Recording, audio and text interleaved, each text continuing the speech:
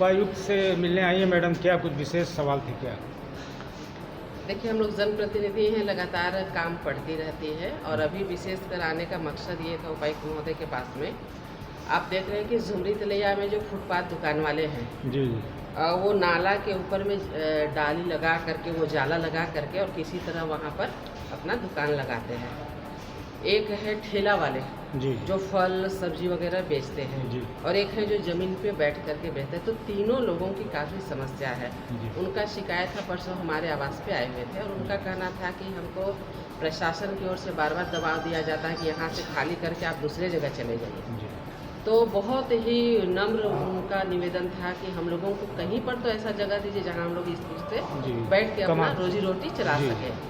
तो हमने भी यही उपायुक्त महोदय से कहा कि भाई 2 साल 1.5 साल से हम लोग देख रहे हैं कि क्या स्थिति है जो डेली कमाने खाने वाले लोग हैं उनका। जी। तो अगर हम उनको सिर्फ यहाँ से हटाएंगे तो वो हमारा कोई सोल्यूशन समाधान नहीं है, जी। लेकिन जब तक हम उनको एक स्थायी जगह नहीं दे देते हैं तब तक आखिर हम उनको हटाएंगे क्यों? जी। तो इसलिए अभी हम बैठक किए तो उपायुक्त महोदय बहुत गंभीरतापूर्वक सुने और बहुत अच्छा लगा। इन्होंने कहा कि परसों हम लोग 2-3 बजे जी उनके प्रतिनिधि के साथ में एक बैठक। हम लेकर के उनको यहाँ पर साथ में बैठक होगी और वो जो जगह चुनेंगे उसके अनुसार हम लोग उनको स्थायी जगह देने का काम करेंगे, जिससे कि हमारे जो भी व्यवसायी वर्ग के लोग हैं जो फुटपाथ में सब्जी बेचे, कपड़ा बेचे, मनिहारी दुकान बेचे या फल बेचे, जिस प्रकार के भी वो कार्य करते हैं, वो आसानी से अपने घर कमा को सकें, रोजी चला रोटी चला सके, सकें। रोजी रोटी करा सके। मैडम और दूसरी बात एक थी कि आप देख रहे हैं कि पिछले जब हम शिक्षा मंत्री थे उस समय लगातार वाटर एटीएम जो आप देखे जी, थे जी, अपने लगाए थे क्षेत्र के जी। विभिन्न भीड़ भाड़ वाले इलाके में, जी जैसे कोडरमा चौक पे, जी सदर हॉस्पिटल पे, जयनगर मोड़ पे, झुमरी तलैया जी। बस स्टैंड, तो ऐसे कई जगह पे वाटर एटीएम लगाया गया था जी। लेकिन कहीं न कहीं पिछले बार ऐसा हुआ कि उसको बंद ही कर दिया गया। जी तो अभी हमने वही कहा उपायुक्त महोदय को कि पानी के लिए गर्मी आते ही लोगों जी। की इतनी ज़्यादा ज़रूरत हो जाती है जी। और वहाँ शुद्ध और ठंडा पानी मिलता है तो लोग काफ़ी उसकी ओर झुकाव है लोगों का।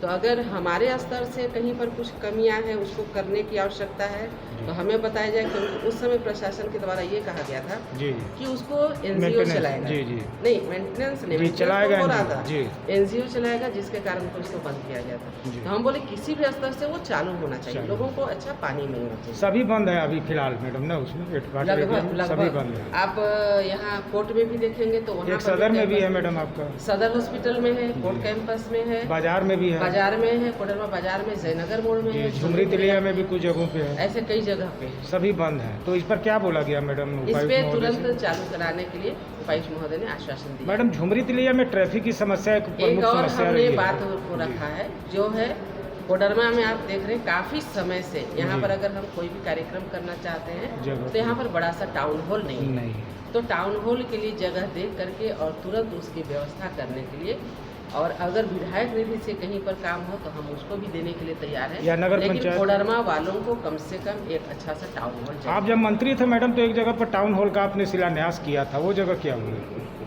टाउन हॉल का शिलान्यास अभी तक हमको नहीं लगता है कि हम किए हैं। एक बार वहाँ पे मैडम चर्च के बगल में एक जगह पर आपने किया था ना?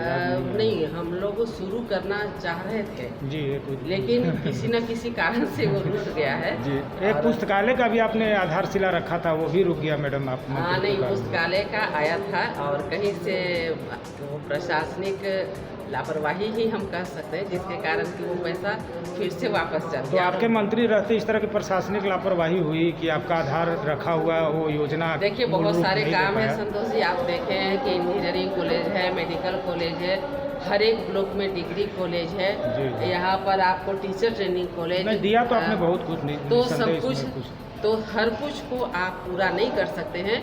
और पुस्तकालय का भी शिलान्यास हुआ है तो उसमें भी मैडम काम ट्रैफिक हुआ। की समस्या झुमरी तलैया की बहुत गंभीर समस्या रही है, न पार्किंग है, न कहीं गाड़ियों का खड़ा होने के लिए कोई जगह है, न सुव्यवस्थित रूप से और भी जो होना चाहिए एक मॉडल टाउन का, उसका कोई स्वरूप अभी तक नहीं बन पाया है। ऐसे में सुचारू बनाने के लिए जब जब प्रशासन की कोई कार्रवाई होती है तो सबसे बड़ी समस्या हो जाती है कि वहाँ ठेला लगाने वाले गुमटी या और भी जो फुटकर दुकानदार हैं वो जस्ट आप लोग के पास चले आते हैं और गुहार लगाने लगते हैं।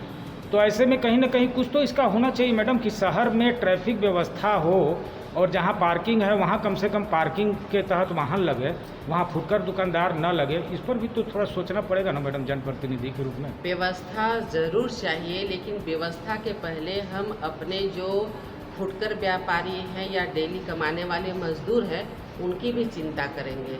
दोनों को साथ लेकर तो के वेंडिंग चलना है। जोन बनना चाहिए, वो नहीं बन पाया और तो उसी के कारण अभी हम उपायुक्त महोदय के साथ में मीटिंग किए और परसों ये मीटिंग होने वाली है जिसमें इनको कहाँ पर जगह दिया जाएगा ऐसी उस पर हम लोग आगे बढ़ेंगे। और उसके बाद में जो भीड़ या जो जाम या किसी भी प्रकार की जो झुमरी तलैया में परेशानी है उसका मैडम, उपायुक्त से आपने क्या माइका उद्योग के संबंध में भी चूंकि बार बार कार्रवाई हो रही है इस पर भी कुछ बात की है आपने क्या? देखिए, एक एक करके काम आगे बढ़ाइएगा तो ज़्यादा अच्छा रहेगा। एक साथ अगर खिचड़ी बना दीजिएगा तो काम नहीं होगा। ये खरोद और माइका उद्योग की बात करें या तो पत्थर उद्योग की लगातार कार्रवाई से बात उठाते रहे और इसकी समस्या का निराकरण के लिए लगातार कोशिश कर रहे हैं और हमेशा हम करते रहे। विधायकों के खरोद फरोख्त का मामला काफ़ी राज्य में गंभीर हो गया है मैडम, क्या कहना चाहेंगे इस पर? देखिए, कोई सब्जी तो है नहीं जी, कोई फल तो है नहीं कि कोई खरीद और बेच ले। भाजपा पर ही आरोप लग रहा है सीधा सीधी कि उन्हीं के द्वारा सरकार गिराने की साजिश। हमेशा ईमानदारी पूर्वक कार्य करती है, वो पक्ष में रहे या विपक्ष में, हमेशा जनता के हित के लिए लगातार कार्य करती है और भाजपा ऐसा कार्य नहीं माने ये खरोद फरोख्त में भाजपा शामिल नहीं है? बिल्कुल नहीं। Subscribe now and press the bell icon, never miss an update.